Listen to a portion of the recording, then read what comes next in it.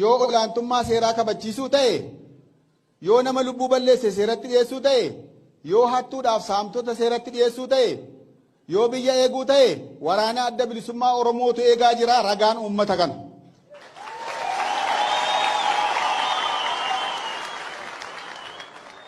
Makkalaaqayaan keenyas taanaan guyyaa tokko nama lubbuu ajjeese, nama saame, nama hate seeratti dhiyeessaa hin jiru nagarre. Faallaa ta'e dubbiin fuggisoo ta'e, akka inni itti fuggisoo ta'e waan oduu siyaasa mitii waan dhugaa waan qabatamaa dubbanne. Yeroo dhiyootti karaa qellem, karaa gidaamii, karaa beegii sababaa tokko malee makkalaaqaan uummata keenya irratti lolaban. Lola warri meeshaa qaban lamaan akkuma obboleettiin keenya ammaa dubbatte yoo wal lolanii saayinsiidhuma kun. Garuu uummata nagaa, daa'ima, dubartoota, jaarsolii, sheekolii, qeerroo nagaa ta'an irratti natsaa armijaa safaraa qayi shibbirii jedhamu tokko. Natsaa armijaa yookiin immoo akkuma argite dhaanii ajjeesuu jira. Maal balleessini?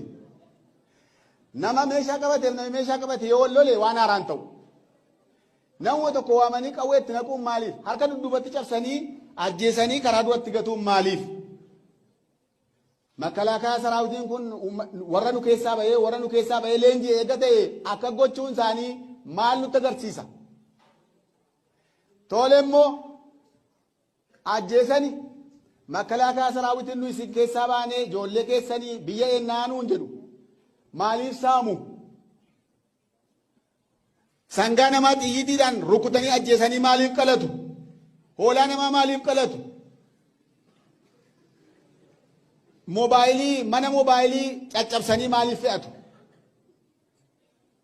Xaafii dhayanii fe'atanii xaafii ga'oo qebbee keessaa xaafii dhayaniitu minaan kun talama fe'annaan daa gujjaa ta'ee jettee kolfiti ijoolleen.